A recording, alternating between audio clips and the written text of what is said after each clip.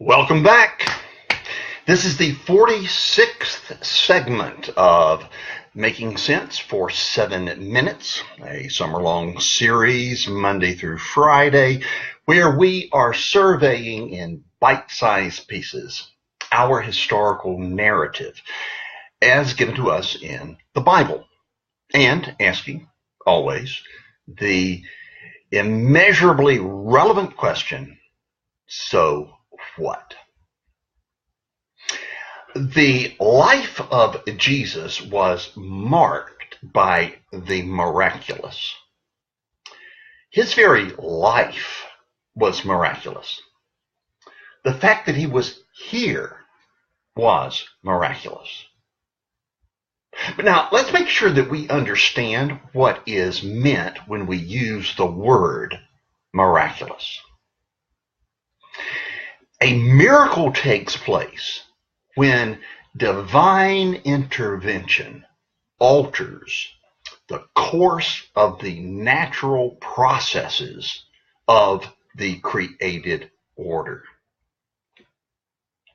Please note that definition, but because the word miracle is often used to describe an occurrence which is remarkable, but not miraculous.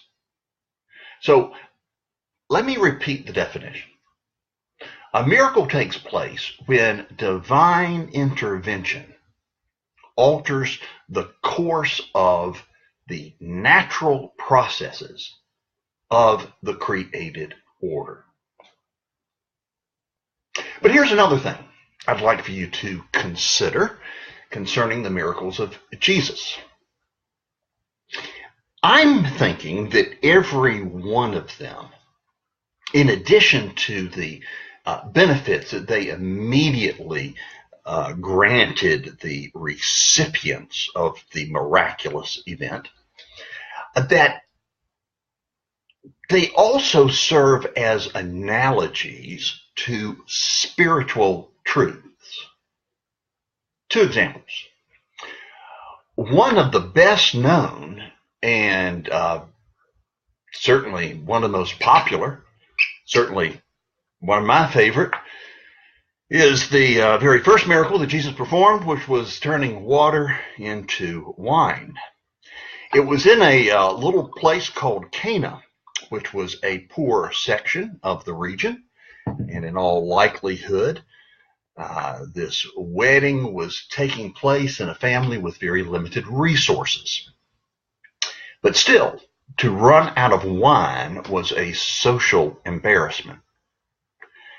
So, what Jesus did was miraculous. But watch this. He did not take just any water that was available, and I'm sure there was plenty there. But what he did was he took water that people had washed in.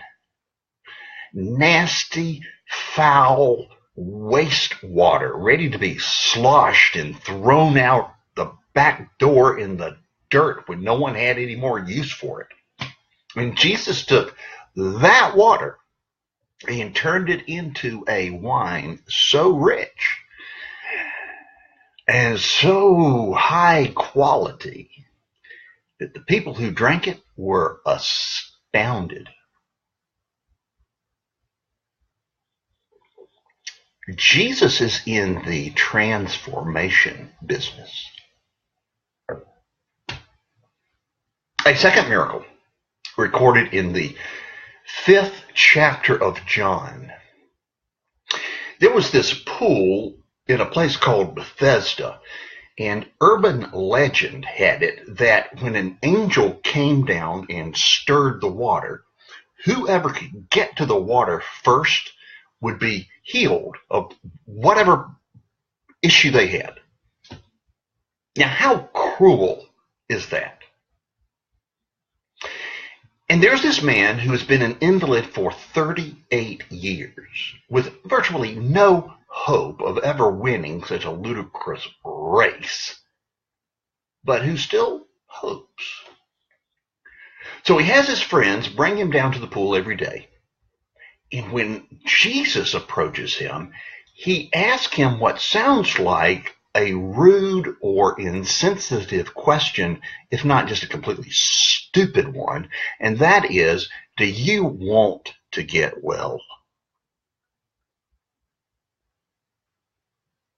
But look at how practical the question is.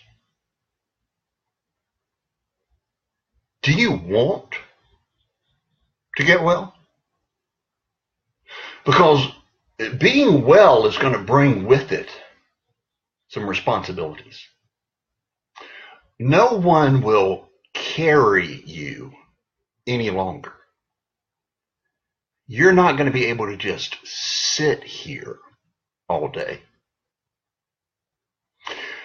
Are you sure you haven't grown so comfortable and accustomed to your circumstances that you wouldn't rather just stay where you are with the crippling familiarity than to be healed and to be able, but also then to be expected to walk? It's a great question.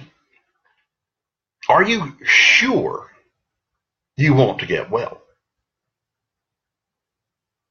Now, this leaves me with about 20 seconds or so of extra time, and I find myself in a place like this, and I'm not real sure what to do. So, how about this?